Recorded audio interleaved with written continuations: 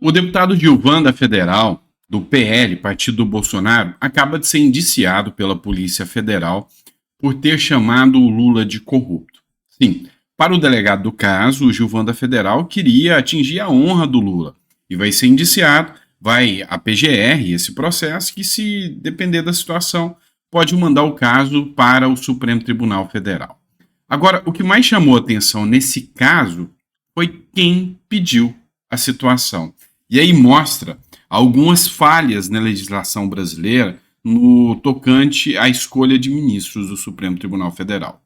Olha só, matéria da Revista Oeste, a pedido de Flávio Dino, a Polícia Federal investiga deputado que chamou Lula de corrupto. Para o delegado responsável pelo caso, o parlamentar Gilvan da Federal do PL do Espírito Santo quis atentar contra a honra do petista ao chamá-lo de ex-presidiário e corrupto. O Gilvan da Federal, para quem não lembra, está aqui o deputado do Espírito Santo, e ele fez o pronunciamento durante uma fala em plenário. Chamou Lula de ex-presidiário e de corrupto. Só que nós temos um artigo na Constituição, se eu não me engano, o artigo 53, 63, alguma coisa assim, que ele fala da imunidade parlamentar. Que todo parlamentar é imune penalmente e civilmente pelas suas opiniões, palavras e votos. A isso se chama imunidade parlamentar. Acontece que parece que esse artigo da Constituição foi esquecido. E o Gilvan da Federal, ao falar, hoje está respondendo, está sendo indiciado pela Polícia Federal. Só que o ponto aqui que precisa chamar a atenção é que não foi o ministro do Supremo Tribunal Federal, Flávio Dino, que pediu a investigação do Gilvan da Federal, não. Quem pediu a investigação do Gilvan da Federal foi o ministro da Justiça, Flávio Dino. Antes de ir para o STF, o Flávio Dino já tinha pedido a investigação dele por ter chamado de corrupto e ex-presidiário. E agora esse caso vai para o STF e pode cair na mão do próprio Flávio Dino ou na mão de algum colega de trabalho do Flávio Dino, que é lógico, não vai querer desagradar o colega falando que ele errou ao pedir uma investigação lá atrás. Vocês entendem o quanto isso é grave e tenso? E assim, a gente sabe muito bem que essa situação chamou de tal coisa, se for colocar o pé da letra, tem muito petista aí que deveria ser processado por ter chamado o Bolsonaro de genocida, por ter chamado o Nicolas de chupetinha, e daí vai.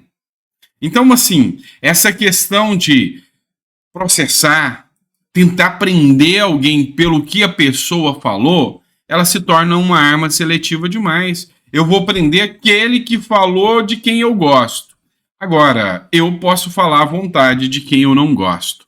É a máxima comunista, né? Se eu mando em você, é democracia. Se você manda em mim, é ditadura. Pois é. E até o Lira tá meio chateado, vamos dizer assim, com a Polícia Federal do Lula. Uma manifestação do Lira mostrou que ele está incomodado com o que a Polícia Federal vem decidindo sobre os deputados. O Lira, numa manifestação, falou o seguinte, olha, a Lira diz que a Polícia Federal quer ação que dê mídia e não quer trocar tiro com bandido.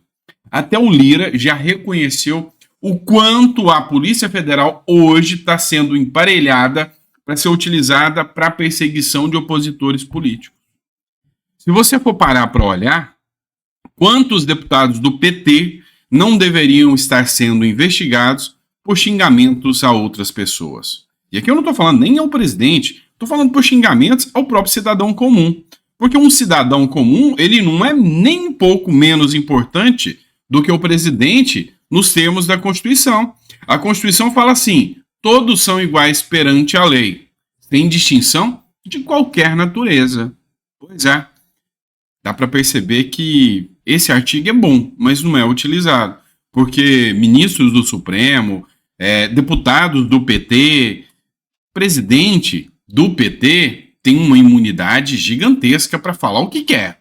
Mas se alguém falar um ai dessa turma, cadeia nele, Polícia Federal na cola. Não é assim que está funcionando? Estou mentindo para vocês ou não? Coloca no comentário. Vamos lá. Matéria do Metrópole. Já que a gente citou o Flávio Dino, a gente volta aqui. Lembra daquele negócio que se chama parcialidade? Pois é, isso não existe mais no direito brasileiro. Eu, sinceramente, eu estou tendo que rever a maioria dos meus conceitos daquilo que eu aprendi na faculdade de Direito, nos meus pós-doutorados, nas pós-graduações que eu fiz, no mestrado que eu fiz. Não tem nada a ver mais. Mudou tudo. Mudou a regra de tudo. Antes era o seguinte, se eu tinha um juiz que era desafeto do outro, esse juiz não poderia julgar a causa.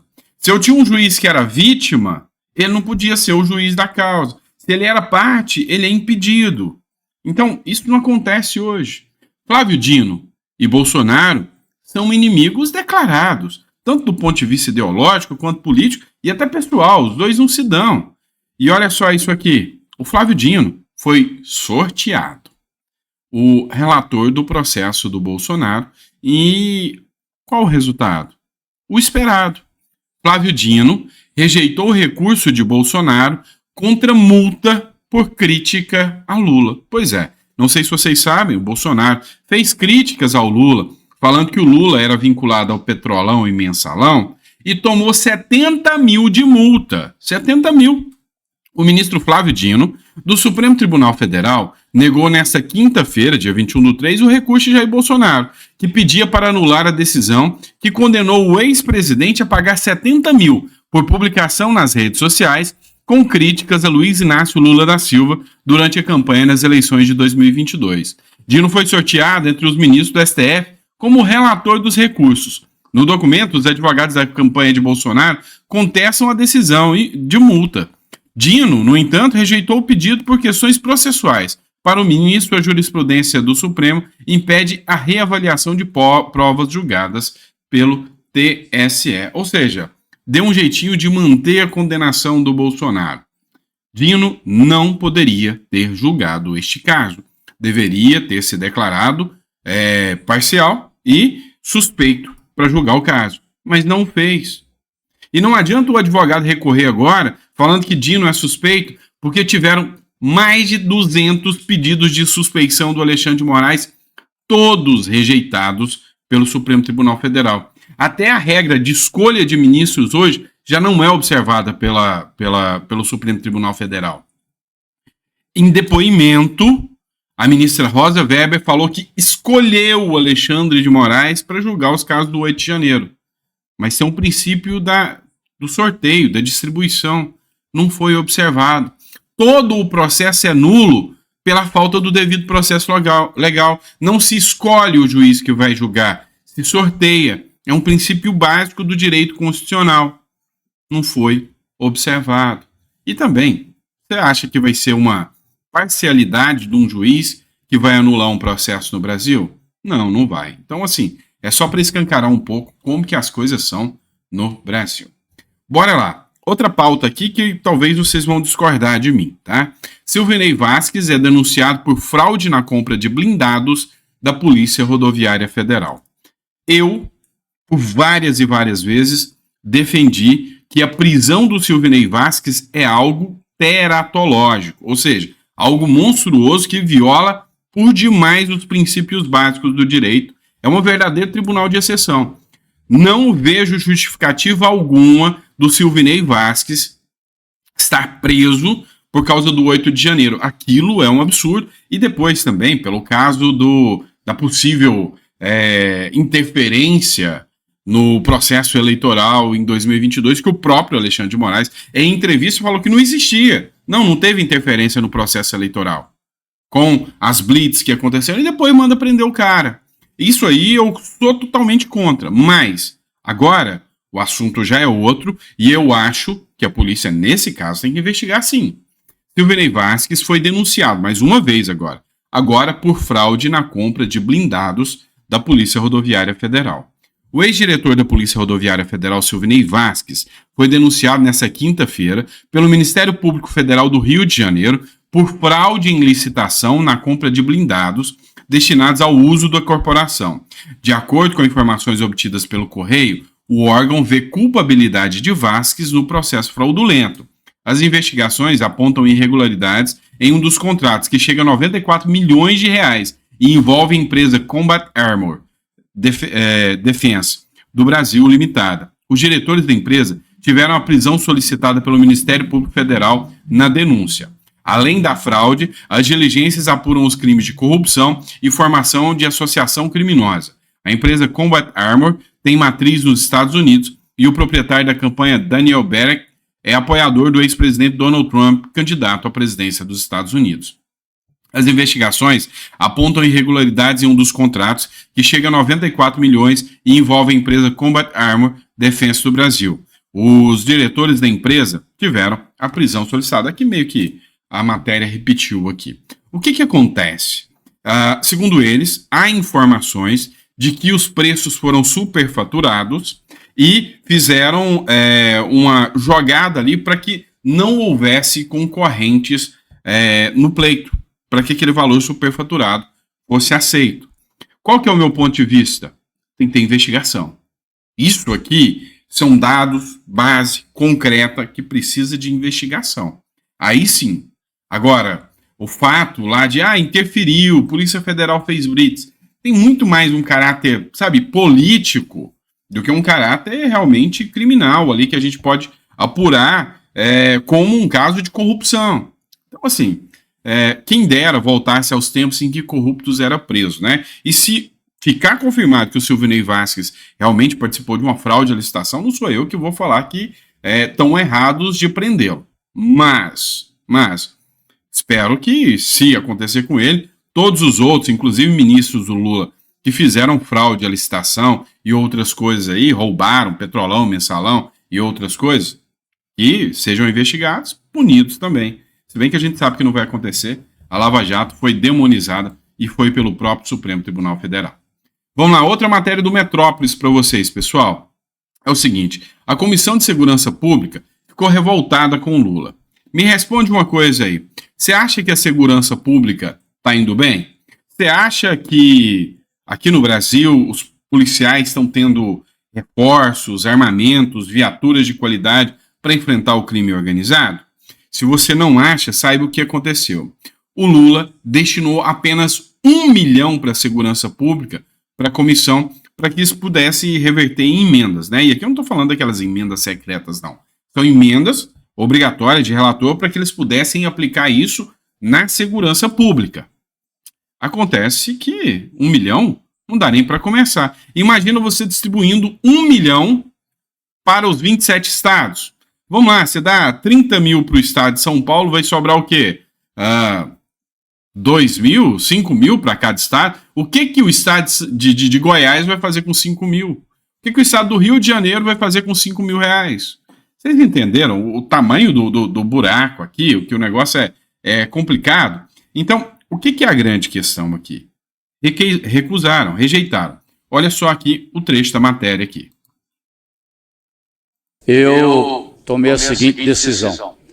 A Comissão de Segurança Pública não vai aceitar essa migalha de 1 milhão de reais. Então eu vou devolver a emenda para o Ministério da Justiça e Segurança Pública. Não faz sentido uma comissão que pede 1 bilhão de emenda mandar uma migalha, uma vergonha de 1 milhão de reais. Se eu for distribuir, como é que eu vou fazer? Eu vou mandar 10 mil para São Paulo? Como é que eu vou fazer? Não vou. Então, eu vou devolver para o Ministério. Parabéns. E ele faça a esmola para quem ele quiser. Tá ok? Parabéns, presidente. Se me permitir Vamos lá. E aí, para a gente não ser leviano aqui e falar que não está sendo feito nada no quesito segurança pública pelo governo Lula, teve uma matéria que me chamou muito a atenção aqui. Está sendo feita algumas coisas no quesito segurança pública também. Segundo uma matéria do Metrópolis, os detentos lá de Pernambuco estão ganhando sessões de acupuntura, ventosa e massagem nos presídios de Pernambuco, ou seja, está sendo destinada verba para que eles tenham ali um tratamento VIP, os que estão detentos lá. Então, pelo menos um pouco de dinheiro está sendo destinado para a segurança pública. Vocês não concordam em relação a isso? Está bem utilizado? Massagenzinha, acupuntura? Responde aqui, qual a última vez que você foi no SUS e passou por acupuntura, massagem, tratamento com ventosa, que é um negócio que você coloca os copos lá, coloca uma vela, um trem esquisito lá. Vocês já viram aquilo? É todo coisa de luxo. Vocês já tiveram isso? Não. Mas os presos de Pernambuco, segundo o jornal Metrópolis, têm. E aí, vocês me dizem se esse dinheiro está sendo bem aplicado ou não. Vamos falar também do MST? Olha só, o que está acontecendo? Matéria do jornal O Antagonista, Guerra aos Senhores. O MTST ocupa a vice-prefeitura de Fortaleza. E aí, eles soltaram até uma nota escrevendo assim, ó. Essa coisa de uma cidade governada por playboys é para playboys. É muito ruim para a gente, disse um dos militantes do MST que invadiu o gabinete do vice-prefeito. É, meu amigo, deixa eu te contar um segredo. Lá em Fortaleza, a turma do MTST invadiu o prédio da subprefeitura, tomou conta do gabinete do prefeito, sentou na cadeira do vice-prefeito, sentou lá e falou: a gente não sai daqui enquanto as pautas sociais não forem reivindicadas e não forem aceitas. A gente não sai daqui enquanto não tiver terra para a gente plantar. A gente não sai daqui enquanto tiver gente passando fome. A gente não sai daqui enquanto o MTST não tiver apoio do governo e ajuda aqui do governo municipal também. A gente vai tomar conta e ninguém tira a gente daqui, nem polícia. Pode vir que não vai tirar. E aí tem gente comentando que é justo, parabéns ao MTST. Imagina se os bolsonaristas ou o pessoal da direita, aqueles anticorrupção, invadirem o Palácio do Planalto e entrar lá dentro e falar: olha, eu não saio daqui enquanto não combater a corrupção no Brasil. O que vai dar? 17 anos de cadeia ou mais. Não é assim que funciona? Então, vamos lá, senhores. O MTST pode invadir prédio de prefeitura e tá tudo bem? Alguém ouviu, assim, um escândalo por parte da grande mídia? Acho que não. Alguém ouviu aí já alguma decisão de algum ministro falando que essa gente tem que ser presa, mandou ônibus ir lá buscar a gente, enfiar tudo dentro do ônibus e levar para uma quadra e prender todo mundo? Também não. Pelo contrário, o MST está mais forte do que nunca. Olha só essa publicação aqui que foi o Luiz Bassi que publicou. Alerta vermelho, vermelho mesmo, né? Vermelho comunista. MST avisa a Lula. Abril será o mês mais vermelho de todos os tempos. Vamos ocupar o Brasil. E aí o capitão Alden escreveu o seguinte: enquanto esse pessoal do amor estiver no poder, mais absurdos como estes veremos. O terror no campo precisa acabar. Tá? E aí eu achei até interessante o comentário da Beth Monde aqui, que escreveu: espero que os donos das terras estejam esperando eles com muito amor. Vocês entenderam aqui, né? Não preciso nem comentar. Mas é isso. Essa turma aí tem, assim, tem a prerrogativa de fazer o que quiser. Fazer o que quiser. Enfim. Mas uma coisa é interessante do ponto de vista político aqui. Se eles estão mandando um recado pro Lula que vão invadir e o Lula não fez nada, é porque eles estão insatisfeitos com o Lula. Tanto é que tem mais gente insatisfeita com o Lula também. Sabe quem? Os estudantes intelectuais, o futuro do Brasil, os estudantes do Brasil, né? O DCE da UFF deu apoio em peso ao Lula, dizendo que tinha que tirar o Bolsonaro. O Bozo era um mal para a educação e o fascista devia sair porque a educação ia ser linda e maravilhosa depois que o Bolsonaro saísse.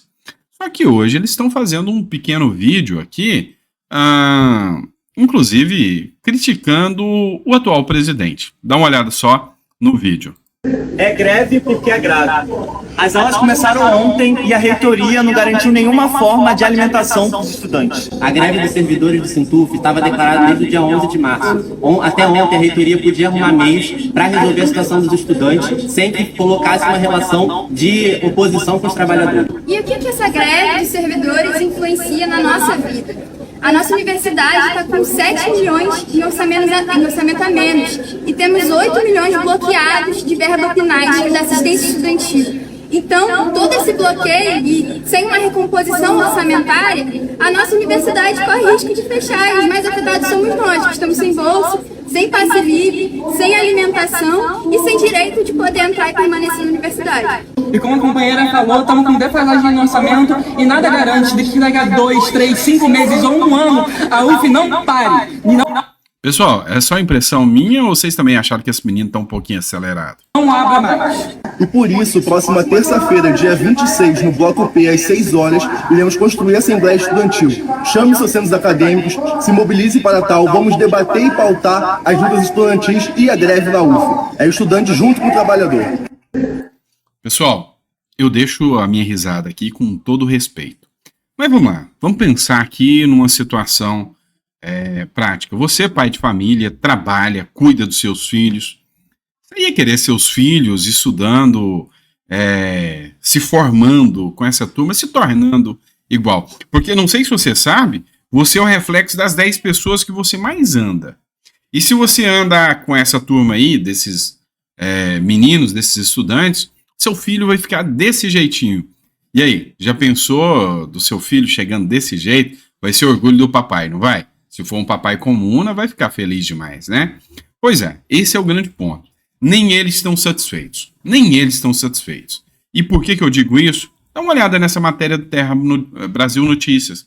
Acabou o amor. Em evento, jovens universitários deixam o evento do Lula durante a fala do petista.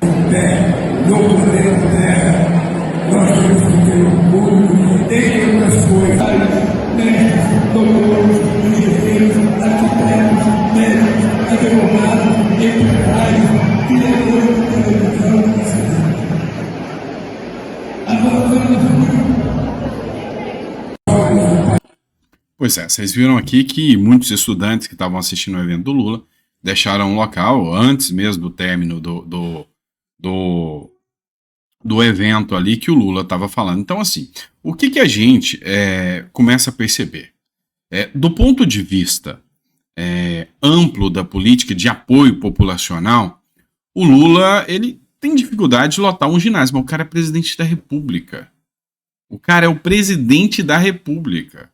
Do ponto de vista prático, até aqueles que apoiaram o Lula, que estiveram lá para votar nele, que fizeram campanha pró-Lula, hoje estão pulando do barco. A mídia já está batendo no Lula. Então, assim, indiscutivelmente, o retrato da realidade está apagando o sonho petista da picanha e da cervejinha. O sonho petista do amor voltou. O sonho petista do fim do massacre dos Yanomamis. O sonho petista do fim do desmatamento na Amazônia. E aí? Ficou tudo tão escancarado, como, por exemplo, o caso da Covid. O Bozo era um mauzão, um monstro. Olha só, ele deixava as pessoas irem lá para pegar Covid porque ele gostava disso. Lembra disso? E o Bozo não comprou a vacina porque não quis. Lembra disso? Você deve lembrar desse caso, né? Mas olha só como é que tá. O Brasil supera a marca de 2 milhões de casos de dengue no Brasil em 2024. E sabe, não estão fazendo nada de prático para resolver o problema. O Brasil ultrapassou nessa quinta-feira a marca de 2 milhões de casos de dengue em 2024. A informação consta na atualização mais recente do painel de monitoramento da arboviroses do Ministério da Saúde. Ao todo, são 2 milhões e 10 mil casos prováveis somente nesse ano, entre confirmados e investigação. Já são 682 óbitos confirmados, mas tem mais de 1.040 óbitos a confirmar. Já não é caso de assustar a população brasileira? Sim, é caso de assustar a população brasileira. E olha só, cada um usa o seu jeito de protestar. O coronel Alberto Feitosa, que é do PL, ele resolveu manifestar da sua forma, né, irônica.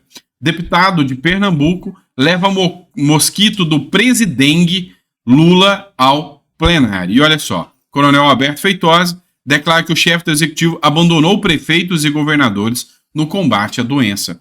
E ele não está errado. O Ministério da Saúde não está fazendo nada. O Ricardo Nunes já soltou nota. Vários prefeitos de várias cidades falaram que não está tendo um centavo de recurso, não está tendo ajuda nenhuma do governo. Ou seja, além de tudo, o governo inflou números sobre a questão da dengue. Então, isso aí é muito grave, essa informação aí que o deputado traz, inclusive, a sua forma de manifestação é justa. Vocês não acham isso? Tá bom? Pessoal, é isso. Obrigado por estar aqui com a gente. Até passou um pouco. Eu ainda tinha mais 4 matérias para passar aqui, mas vai ter que ficar para o próximo editorial. Obrigado por estar aqui com a gente. A gente volta daqui a pouquinho, às 9 horas. A gente tem mais um editorial com vocês. Fechado? Abraço, fiquem com Deus. Vejo vocês na próxima.